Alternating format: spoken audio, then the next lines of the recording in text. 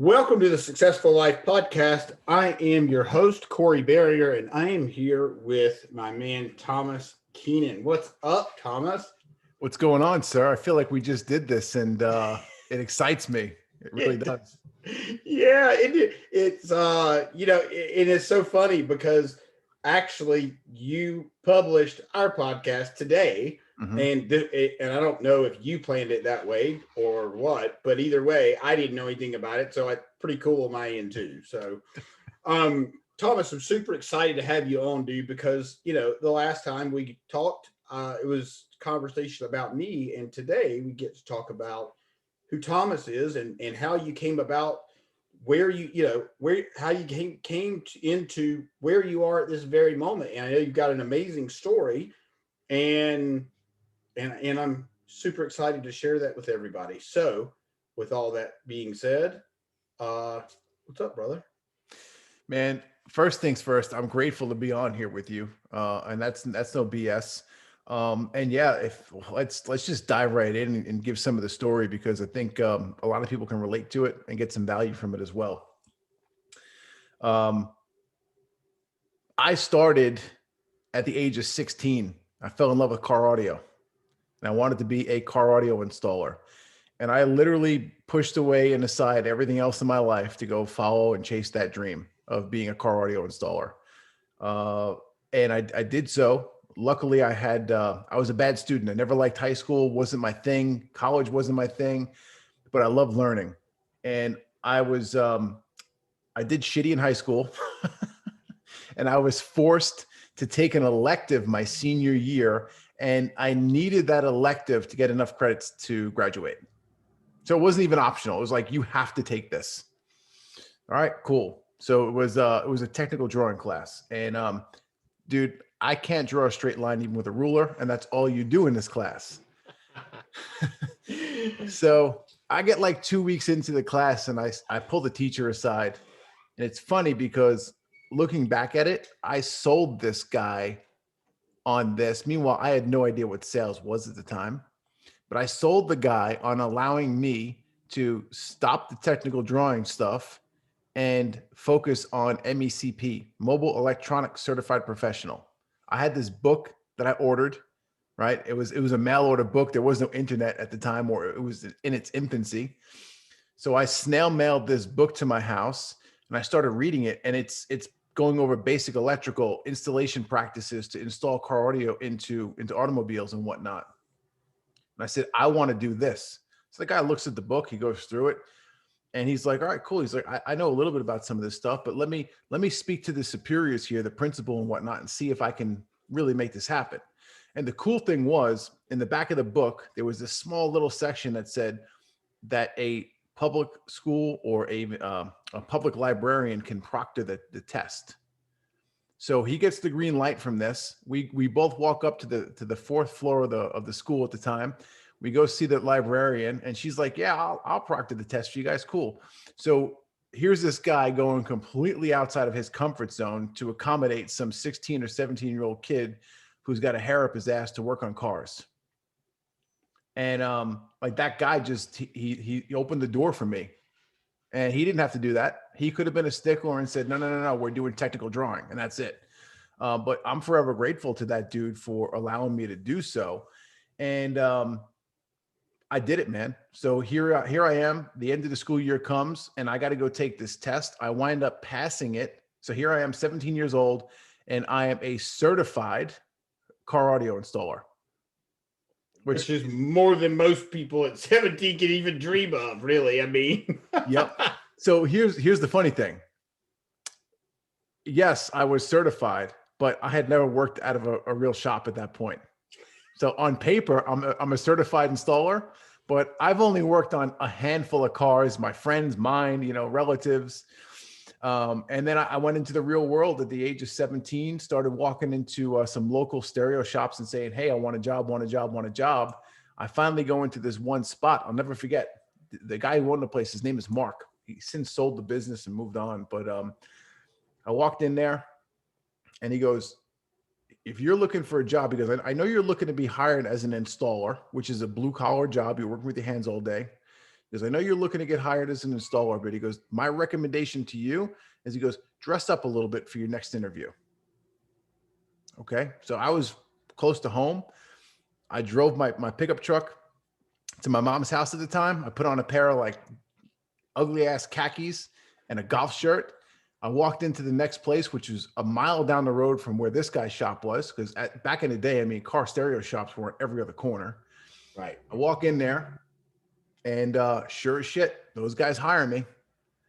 I go into work the first day, carrying my little Craftsman toolbox. And the owner comes out and he goes, yeah, I don't think you're going to need that. I'm like, but this is what I'm here to do, man.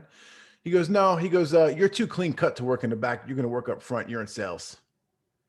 And I was devastated. It's not what I wanted. You sold yourself right out of the job you wanted by dressing up. Yeah. So he sticks me up front, and there's this real rough around the edges sales manager that's up there. And I got to know the guy. I still communicate with him to this day. He's a good friend. But I was forced into a sales role from day one of my professional career, and I wanted nothing to do with it. But it's funny because it was kind of prepping me for other shit that was coming in life, and I didn't know it at the time. It's bizarre how that happens. Yep, really bizarre. So I wound up getting into the back of the shop eventually and working on the vehicles. Wound up going to a bunch of different trade schools, fine-tuning my craft, switched jobs a couple of times, wound up working for another place a couple miles down the road after a couple of trade schools, and really got good at what I was doing. We were doing some big name people's vehicles, rap stars, athletes, movie stars, that kind of stuff on the East Coast, and working on high-end vehicles. And I was just I loved it, man. Loved every bit of it. And at the age of 21, I decided that I knew more than the boss. So he was pissed off at me. We had a not so friendly breakup, and I basically flipped the bird and left, being a dumb 21-year-old because I knew better. And went out and worked in my mom's driveway for a couple of months, made enough cash to go put money down on a lease at a building a mile up the road.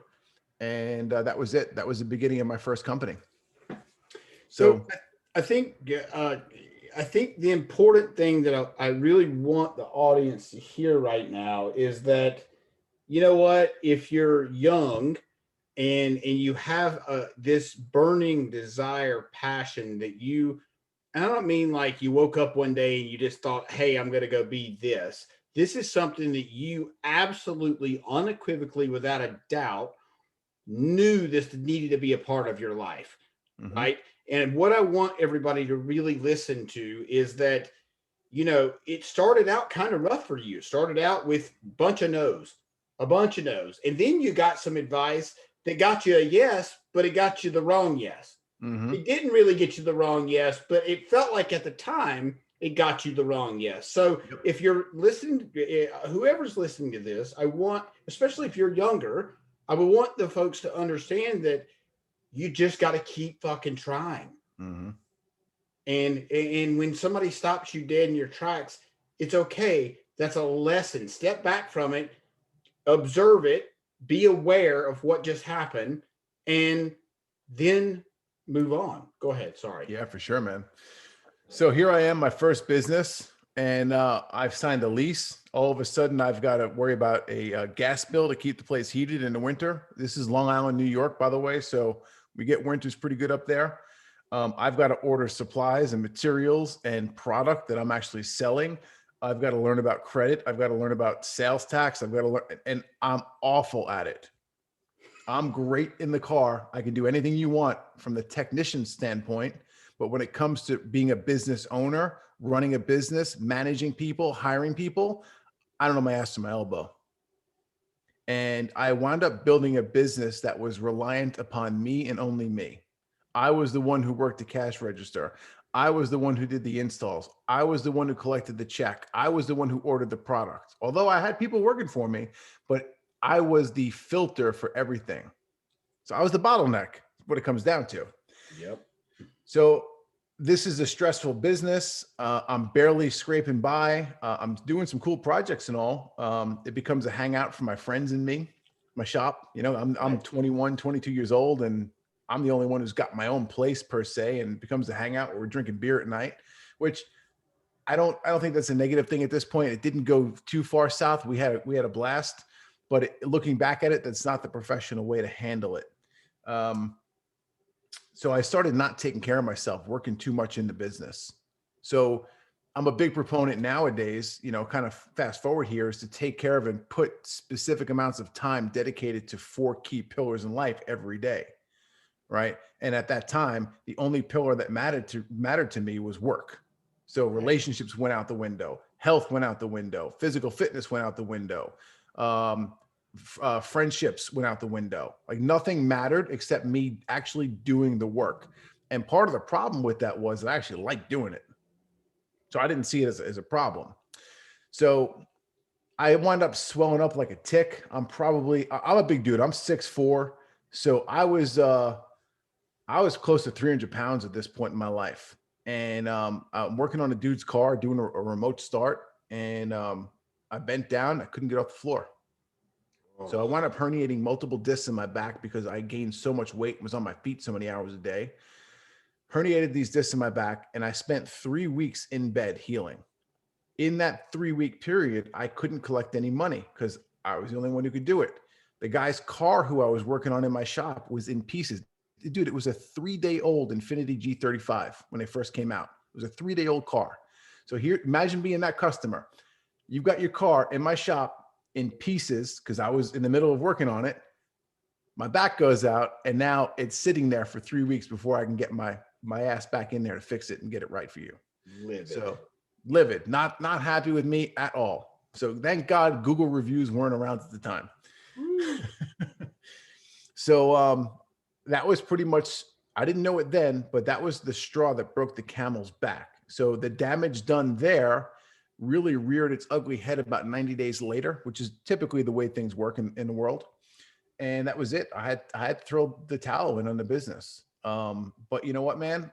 I learned so much, so many valuable lessons, met people through that, made enough money to equip myself with the right tools that I need to do the job. And I'm not talking software tools. I'm talking like real physical tools to do the work in the vehicle. And I had to go to work for someone for a couple of years to get back on my feet. I left that business. I closed it down, which is one of the hardest phone calls I've ever made in my life, was to call that landlord and say, hey, guy, guess what? I failed. I'll never forget the night that I made that phone call. Like, talk about nervous and shaking before you make a call. Because that guy had 2 choices in life. I had signed a lease, and that lease said that I was to pay until the end of term. And if I was to leave early, he could still charge me for it. That's right. I didn't have 2 nickels to rub together. So he actually said, all right, cool. I understand the situation you're in, and I'm not going to uphold the lease. You were a gentleman about this. You came to me in the right manner. You spoke to me like an adult. Good luck with your ventures. And that was it.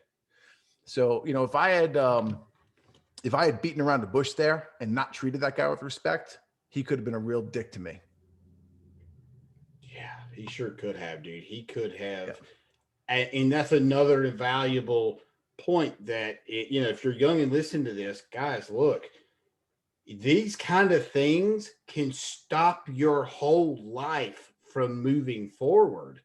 And what I mean by that is this guy could have very easily pulled, take, and I don't know how the story ends because I haven't let you finish it, but this could have been a moment that you would have never recovered from. Could have been. Yeah. So yeah, it could have been really dangerous, Yeah. I mean, and I think the valuable lesson for this also should be that, look, at the end of the day, guys, if you're if you're putting stuff on social media, and you're talking about things that are inappropriate, or you're saying things that, how you went out last night and got completely hammered, this is a story that you really need to listen to, because this could have ruined you, and this could ruin you at a young, if you're young and you're doing things that could you could jeopardize the rest of your life. So go ahead, brother. Yeah, for sure, dude. So I wound up going to work for a gentleman for 3 years, got back on my feet, learned a lot more about business. He was running a much more successful business than I was. And still good friends with that guy to this day. He gave me a ton of opportunity. And 3 years into it, man, I decided it was time to go back into the entrepreneurial realm and go into business for myself. Connected with my business partner at Top Class Installations, and we kicked off our company in September of 2009. So pretty much right after all the crazy shit happened with the recession. So looking back at it, was it the ideal time to start a business? Absolutely not. But you know what, man? We were two driven, hardworking, hard-headed individuals, and we said, whatever, we're just going to make it work. And we did it, man. We transitioned from the car audio installer and started an installation company specializing in GPS tracking and dash cameras in commercial trucks. So it was an eye opener. I was involved up to that point in my career only in small business. So now we're partnered up with some really big corporations. So we get to see under the hood and how these organizations are systematized, and the way that they have the rank and file in the companies, the way that they build things and put processes in place, which was really cool. So, man, up to that point, I wasn't communicating via email. I was just, hey, I meet you, shake your hand, maybe a text message, and we're doing some business. You're paying me cash at the end of the day. Now we're working with multi-million, multi-billion-dollar international corporations, and there is no such thing. No, you send us an invoice, and we're going to pay you via an ACH deposit or a check within 30 or 60 days. So all of a sudden, I go from blue collar Tom to, oh shit, if I'm going to do work with these people, I got to polish myself up again. And I saw an opportunity for growth there, and that's pretty much what I wound up doing. Yeah, dude. I mean, and that's another valuable lesson that I hope everybody's listening to, because guess what? I mean, your year was 2009 when you did this, and now we're in 2021 when I would say we're kind of in the same spot as we were in 2009, right? So, Yeah. so if guys, listen, this is the year that could change your life, in spite of all the craziness that's going on, in spite the fact that we just went through a, whatever you want to call it, a pandemic or whatever. Maybe your thought process is different on that. But long story short, for lots of people, they could be viewing this time in our life to be the time when it's absolutely not the time to start a business. And that your story just explains how not true that is. Mm-hmm. Listen, man, you make of it what you make of it. There's never a right time. There's never a right time to get married. There's never a right time to buy the house. There's never a right time to have kids. Right. And I'm a firm believer that done is better than perfect. So stop waiting for that perfect moment and just get some shit done. Don't wait for the approval from your parents. Don't wait for the approval from your friends or your colleagues. That shit ain't ever going to come, ever. If you know in your heart that you need to go do something, you need to start canceling out the noise, the buzz around your head, and you need to go to work. Yeah, I agree, brother. I totally agree. It's interesting, when I started this podcast, I didn't really, and I may have shared this with you before, but I didn't really, when I asked the first person to be on this podcast, I had a show slug, dude. That was it. I didn't know anything about podcasting, but I took a risk. And I took a risk with a guy that I didn't even know. I didn't even really know the magnitude of the gentleman I was speaking to when I asked him to be on the podcast. And turns out he's a Navy SEAL. He's got an amazing story, but by him saying yes, it put me in a position. My back was against the wall. So I didn't have any, I did have a choice. I had a choice that I could look like an asshole and probably be ruined in my community, or I could figure the shit out and make sure it works and make it work. And so I chose to make it work.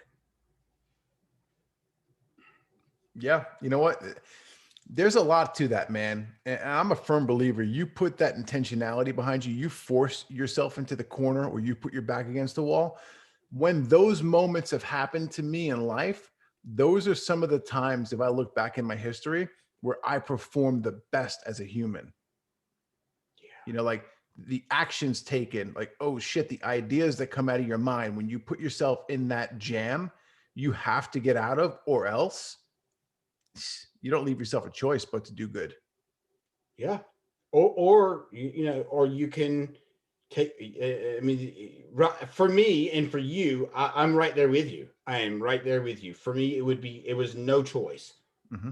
Right. I mean, and same thing with, but on the, well, I'll say on the flip side, when I lost my hormone clinic, um, it was tough, dude. It was a hard time in my life. Like I can't even explain, which I don't have to you because you've been there at some point. And a great example was when you went down with your back, it was out of your control. Yep. Yes, sir. So, moving along in my story, dude, started that business Top Class. The first 5 years, I kind of still had my head up my ass and was doing average stuff. I was still a technician in the company. My wife tells me she's pregnant with our first kid, and that was the pivotal moment that said to me, "Oh, I've got to start acting like a real adult and taking things serious." And I knew that we had a ton of potential in the industry, a ton of potential in the company to do a lot more than what we currently were doing. And I went on the lookout for a mentor, a coach, a mastermind. So I didn't know what I was looking for. I was looking for somebody or something that could teach me more of what I needed to know to grow the business. And I wound up going through a couple of coaches, learning from each and every one of them. And then I stumbled upon this loud ass 4-letter word cursing guy named Ryan Stewman, and I became a client of his. And I've been a client of his now close to 4 years at this point. But that was another pivot in my life where, again, I become a client and I have no idea what's going to transpire and happen over the next couple of years. And since I started working with that dude, some magical things have happened to me. No bullshit. So yeah, man, just pretty wild how it happens. Wound up outgrowing my business partner, and I don't say that from a negative standpoint whatsoever. I just wanted different things in life than he did, and Well, it so was time to move on. I lost my passion. yeah, so Thomas, can you just clarify for everybody really quick? Mhm. Maybe if somebody is in that spot, right? Maybe they're in a spot where they feel like they're outgrowing their business partner. What do they do? And how did you know it was time to move on, so to speak? Yeah, sure. So what happens here is this, and we see this often with business partners. We also see this often with spouses, so husband and wife, right? Um, you may have an interest in furthering your development, your self-development. You're reading a lot. You're listening to audiobooks. You're listening to podcasts like this. You're attending masterminds. You're surrounding yourself at local networking groups and talking business and bigger things. And basically you've got an abundance mindset, a growth mindset. If you care about that person, even though they may not like it or may not know it, you need to bring them into that circle as much as possible. You need to allow some of that influence to rub off on them, because a lot of times it can't come from you.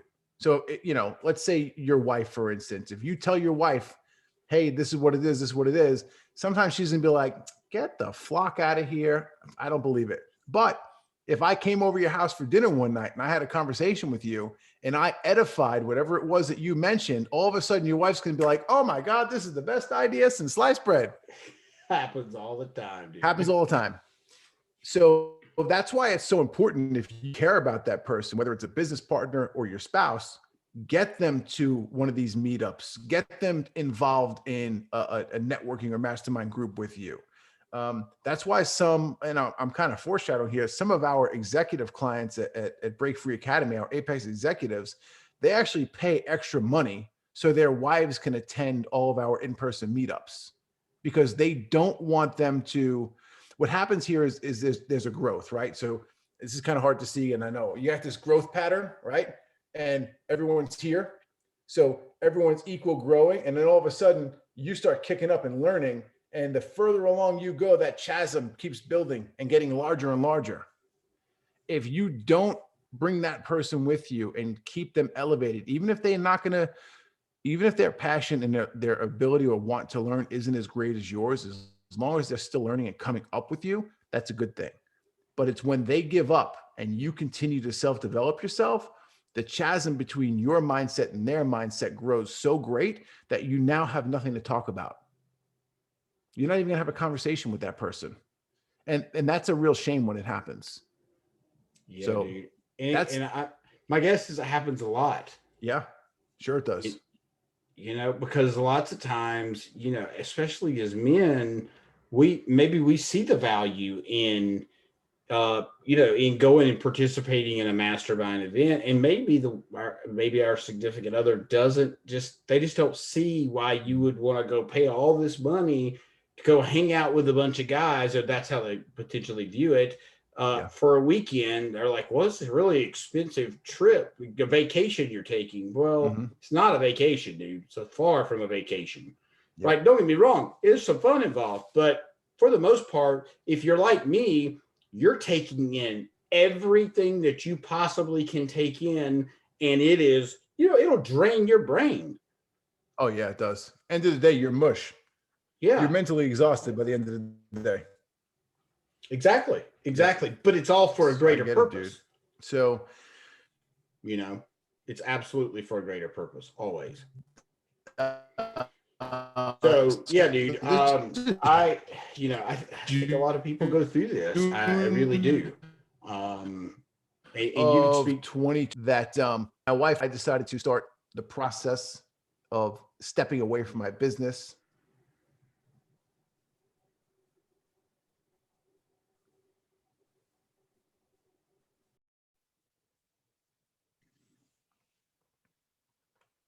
Dude, I have no idea. Like, I have not touched a thing. It locked up on my end, like your screen froze, and then it just blipped you out. Yeah, it froze while you were talking. Well, we're still recording, but we'll just have to I'll have to get my guy to edit this whole thing. The problem is I don't know where the hell we left off. Shit. Yeah, it's still freezing up. What the hell? Like, you just locked up again. Yeah, I don't know. Like, the audio is even going in and out. What in the world, dude? I don't even know, dude. I just shut my video down. You want to try that because that may be a bandwidth issue right now. Yes. Okay, yeah, you may be right. I don't have a clue what it could be. Okay, well, yeah, I've seen it happen before. Yeah, so yeah, I don't know where in the world we left off. So let's just try to piece it together, I guess, the best way we can, or I don't know. What do you think? Yeah, I'll go back to where I thought it was, and we'll go from there. And if we need to get back on a call and splice it some further, we'll figure it out. Okay. I'll pause here for a second and then go in. Okay, I'm just gonna clap into the microphone. So in June of 2020, I basically decided, it was time to move on. I like I said, I lost my passion for my business. I realized that I had grown further apart from my partner than I wanted to. And I saw some opportunity in moving my family out of New York, Long Island, New York, and moving down to the Dallas, Texas area. I've been spending a lot of time down there, working as an Apex executive coach for Ryan Stewman. And that was just a side gig for me. It wasn't my main thing, but I saw the area, I saw opportunity, and I did it, man. And to be honest with you, we had a lot of pushback from relatives and people who didn't understand why we were doing it, why I was getting out of my business, why I was selling my house, why I was uprooting my family and moving them across country. And it was just a change that I needed. I knew that I needed this to grow further into becoming the most elite version of myself, who I had seen so many times in visualizations and in meditations that I do intentionally, and it's just it's unfortunate that some people can't see it, but again, going back to the beginning of my story, a lot of times you just have to do what you know is right in your heart. And you've got to basically flick off the naysayers and basically kick them out of your life. Not kick them out of your life, but just not listen to the chatter and the noise that they're throwing at your head. Yeah, I guess basically, if you're like, it sounds like to me, and I understand this totally because I have had to do the same thing in my life, is you just kind of keep an arm's length with the folks that maybe don't believe in what you're doing or believe in you or believe whatever, fill in the blank. You just got to kind of keep them at an arm's length and just know that whoever that person is in your life, that maybe, you may listen to their story or listen to their advice, but not internalize it, right? It's just you're letting them get their piece in, and then in your heart where you're going, regardless of what they say. Yeah, 100%, man. Again, it goes back to that done is greater than perfect. It's never going to be a perfect time to move. It's never going to be a perfect time to tell your parents or your in-laws that you're taking away the grandkids and you're moving halfway across the country. But you've got to do what you know is right in your heart, and don't ever expect to get praise from everyone. You may have some family members and friends who get it and they're like, dude, this is the best thing that could happen for you. I wish you the best of luck. But you're going to have the other ones who just aren't happy with what you're doing, and they will just never understand why you're doing it. And honestly, in my opinion, you don't owe anybody an explanation. Sometimes you just got to do it, and man, I'm just grateful that I'll put it very bluntly. I'm grateful that I had the balls to go ahead and do this. And I'm also grateful that I have a wife who supports me 100% and was crazy enough to come along on the ride with me. Thomas, that is such an important part right there, that, what, and just like if it would have been me, dude, and I've told my wife this, I'm like, I don't know how you had the wherewithal to continue to believe in me when, quite frankly, dude, there was times I didn't believe in myself. Mm-hmm. Yeah, but her belief in me carried me to an extent, right? So sometimes we need that, and sometimes and guess what, Thomas, I would say that probably I don't speak for both of us in this situation, but we're damn lucky to have that. Oh, for sure. For sure. It goes back to my wife, when she was actually my girlfriend. I met her about a month before I started that first business. And I had come out of a relationship prior to that was awful, very needy individual. And it was not a good fit. And I got into this relationship with my girlfriend at the time. And I said, hey, look, listen, I'm about to start this business.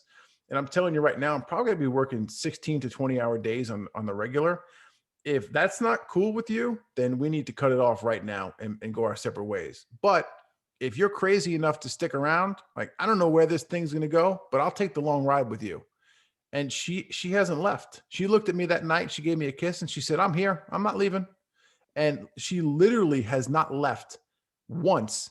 And she's been the rock in my life. She's been the most consistent thing that has ever happened to me. And if it wasn't for her giving me the support that I needed, and like you, there's been several times, not just one, several times where I didn't believe in myself. And if it wasn't for that woman giving me the support that I needed, I wouldn't be where I am today. Yeah, absolutely, brother. Absolutely.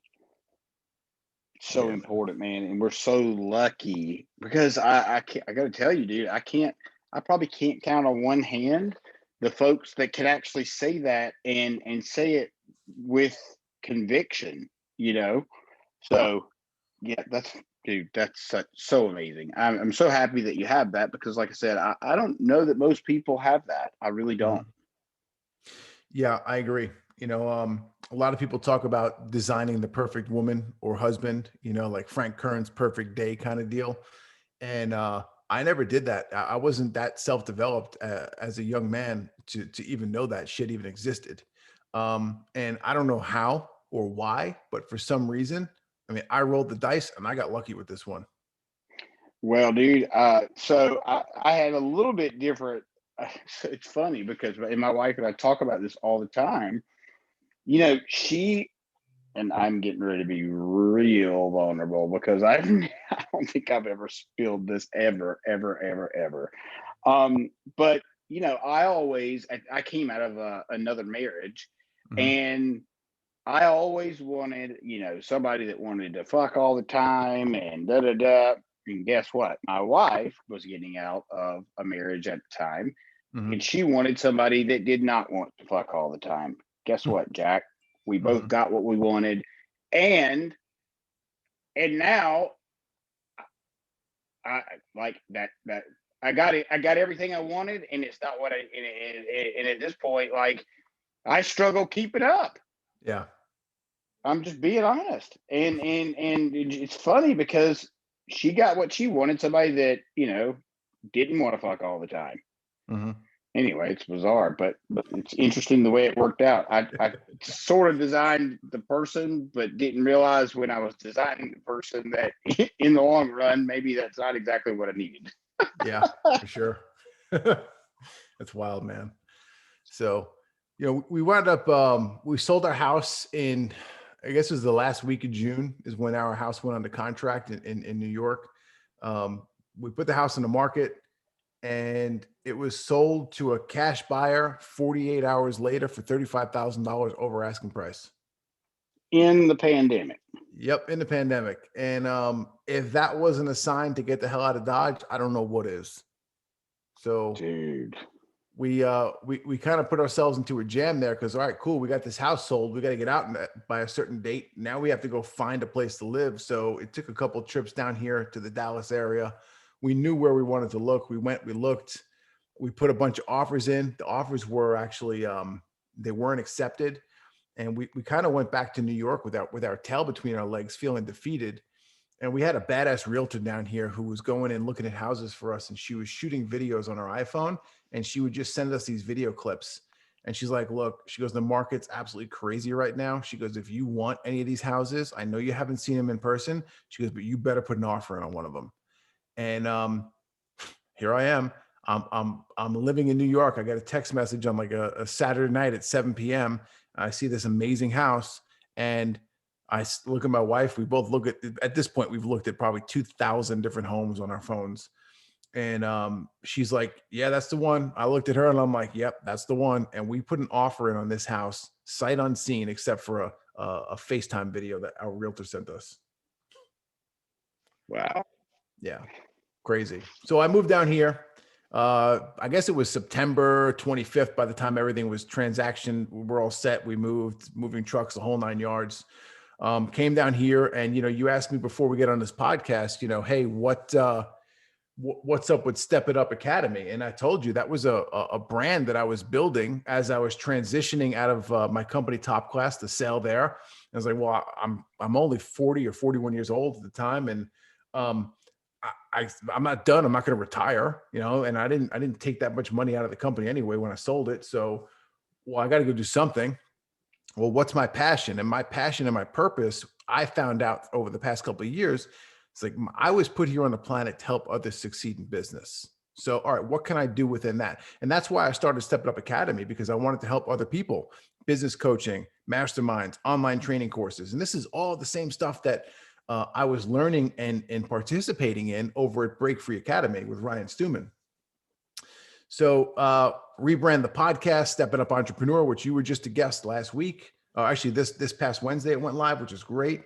And I'm sitting here in my home office in my house in Texas, and on a random Wednesday afternoon, I get a phone call from some of the team members over at Break Free Academy, and they're like, "Hey, what are you doing?"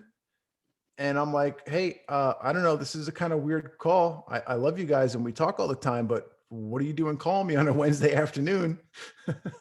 And they're like, "Hey, we want you to come work for us." Dude, I felt like I was hit with a left hook out of left field. I didn't know how to take it at first. I was very conflicted, to be honest with you, because I had put a bunch of money and a bunch of time and effort into growing the brand Step It Up Academy.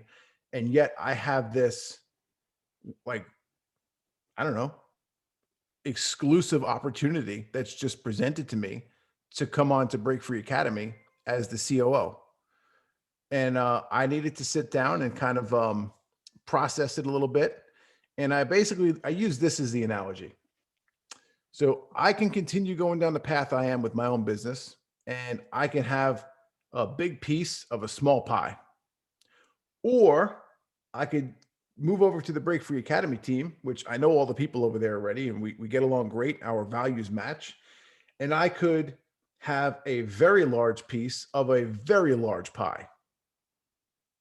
So I started doing the math and running the numbers, and the possibilities they just excited me more moving on to a team that was already established and that I could move into and immediately gain traction versus, starting to ramp up and build a new company. And that's typically not the way that I operate. I mean, shit, man, I've started a handful of companies at this time in my life. So starting a business and getting it operational and profitable isn't that big of a deal. But the opportunity that I had here with Break Free Academy was it was a no brainer, to be honest with you. Yeah, I would, if I were in your shoes, I would view it the same way. I mean, because you and I both know that, the folks that, and everybody's heard this, I'm sure, a million times, but it's so true that the people that you surround yourself with, or the 5 people you surround yourself with, are essentially what you're going to be like, and that could go in a positive direction, or that can go in a negative direction. But for you, first of all, that's amazing that you got the call. Secondly, it's pretty awesome that you get to work with a guy like Ryan. And, I've had Ryan on the podcast. I love his stuff. I love his messaging. I love, really, there's not too much about Ryan, if anything, that I don't like. In fact, now that I think about it, there's really not anything that I don't like about Ryan. Mm-hmm. And I know he's not for everybody, but he's for me because I resonate with him. I understand him. I get it.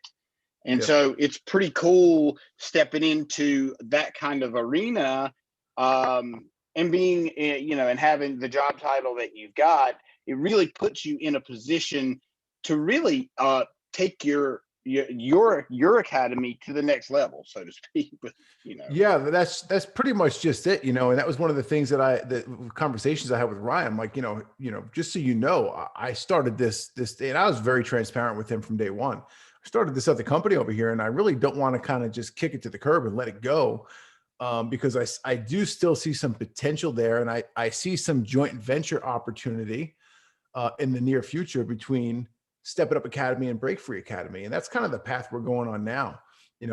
We had a chat earlier too. We got a couple of events that are going to come up in 2021 where we're going to do a JV event and basically have a very high-end exclusive executive training, a 2-day event. It's going to be for companies grossing over $1 million a year. And we're going to basically teach and educate these people on what structure is needed to go into a company, so you can take it from that $1 million company and scale it up to that $10 million company. And I don't think there's a lot of guys out there who are given that kind of content and information and putting it into a tactical, hey, step-by-step process. This is what you follow and what you need to do in order to make this a reality. Thomas, I want you just, if you can, speak on for a second, I'm going to play devil's advocate. If I'm the ideal person you're talking about attending this, what happens if I don't? And let's say I'm doing $1.5 million. Let's say I'm doing $1.5 million every year, but things are on the uptick, and my projection for the end of the year is, let's say it's 5 million. What happens if I don't understand the difference between where I'm at and where I'm going?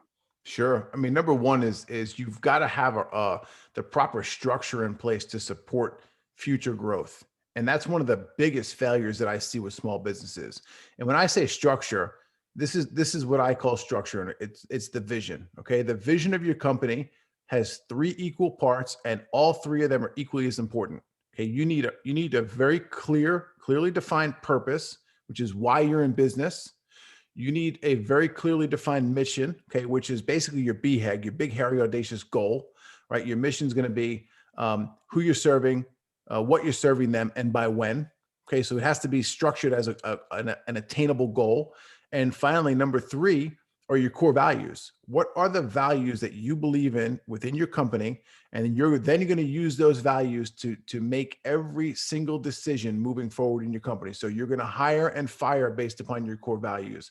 You're going to pick and choose your business partners and your JV deals based upon values.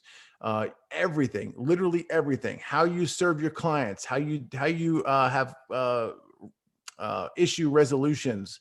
So if there is a conflict between staff members or between a customer, your core values are always going to give you the answer to that question if you live and die by them. It's also how you're going to start coaching your employees and your team members when they come on. So without the proper structure there, you're never going to grow to that 10, 15, $20 million company. So Thomas, let me ask you one more question. And, let's just say that this person that we're talking about, will just take me, for example, if I'm doing 1.5, I'm projecting 5. What happens when that individual gets to 5 and maybe the core values of the company you think as the owner, they're in place, right? Because they're on your wall, they're in your office. Maybe they're posted up around the company, but maybe you just don't talk about it as much. What happens to the culture when the core values are not followed?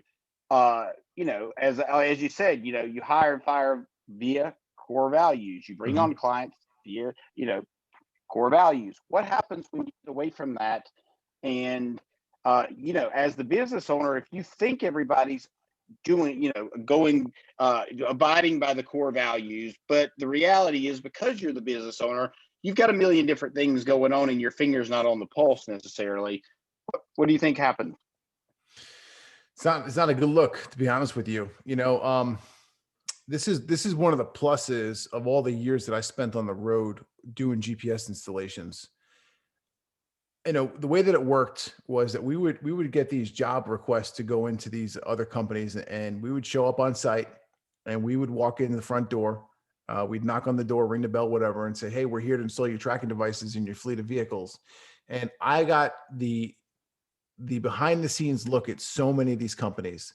I'd be able to walk into one of these companies, and within the first 30 seconds, I could tell you if the company was ran well or not, just by the look of the place, just by the way it was decorated, just by the way the staff members greeted you, or even just talk to you, how they spoke to you. Did they speak at you or did they speak with you, kind of stuff?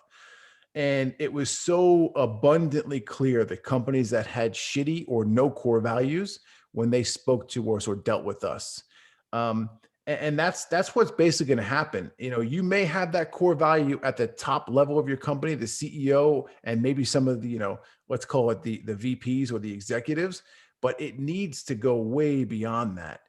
Every single opportunity that you get as a business owner, as a manager within a company, you need to instill and ingrain the core values in your people. And if you're not going to do it, then you have people who are out there who are representing your company, they're acting out values that are not in congruence with who you are and what you're doing. And that's a real dangerous place to be.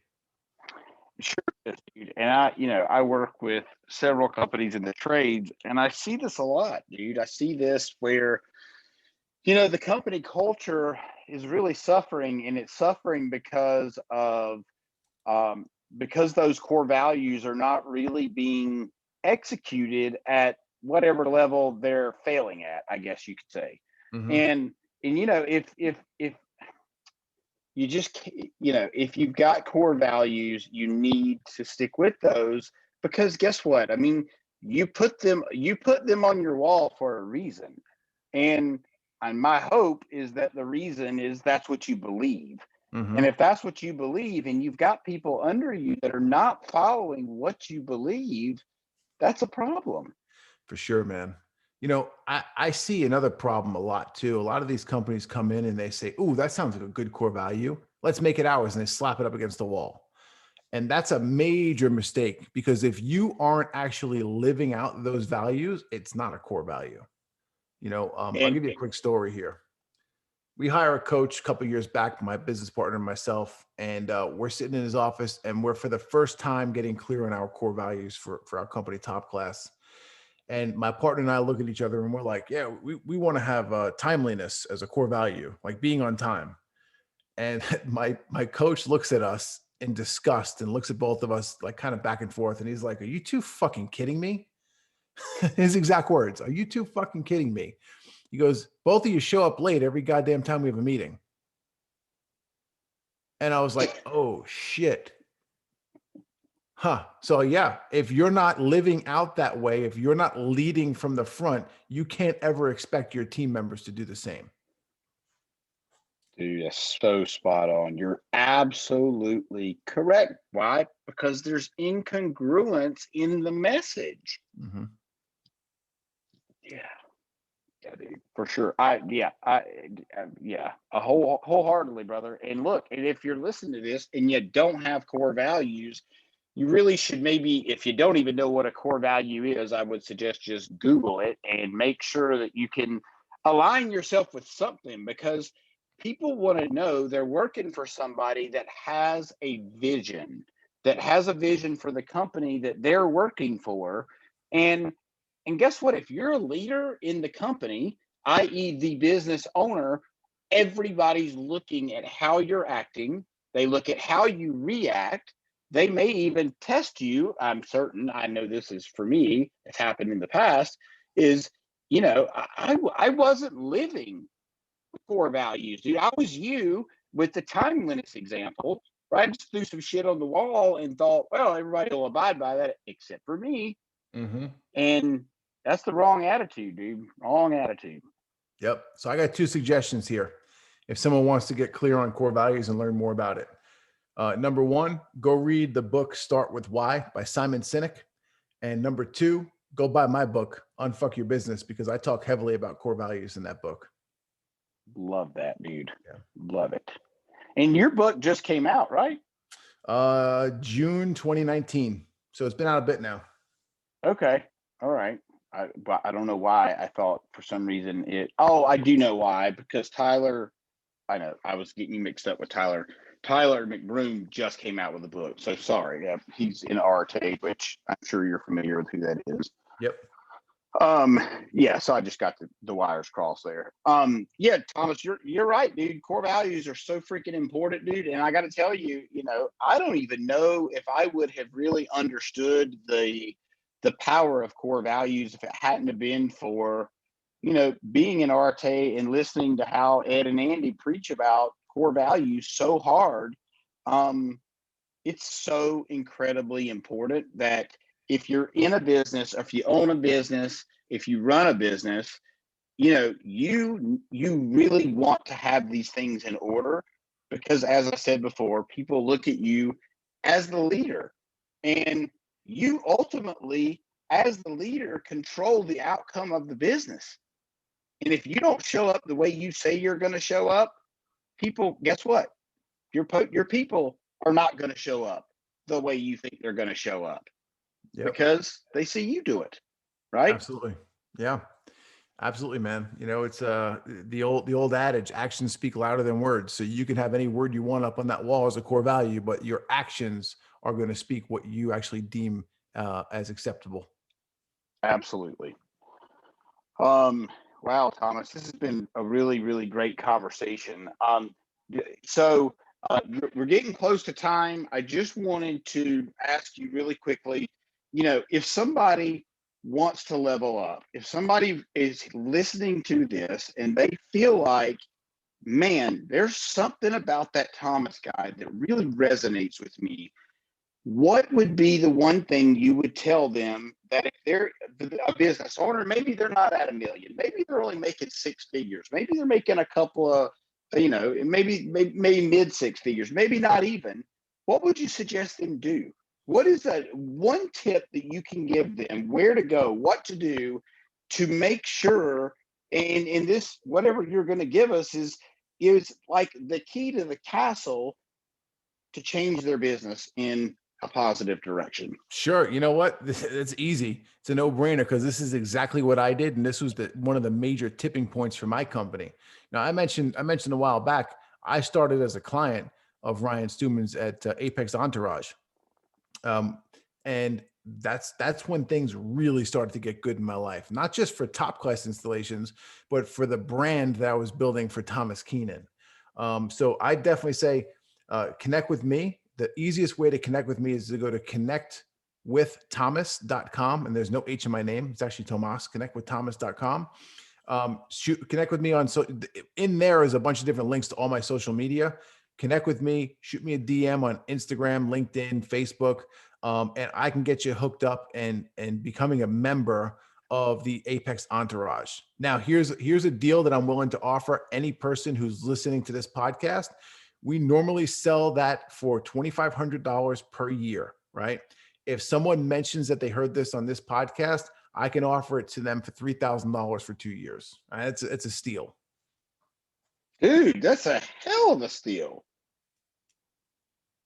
That's fantastic, dude. Thank you so much. I'm sure, dude, that's powerful shit right there. Listen, if you just heard what he said, you'll be connected with folks that are making shit happen, dude. And if you don't know Ryan Stewman, which there's no chance you're listening to this podcast and you don't know who he is at this point, listen, the power of being around someone like Tomas, someone like Ryan, the folks that are in that group, and I know a lot of the guys in the group, it's a massive, massive powerhouse of people. And if you want to level your business up, if you want to level up personally, if you want to get better, I would say this is absolutely the place you need to be. I appreciate that, sir. And honestly, once again, I'm grateful for our time we spent here today.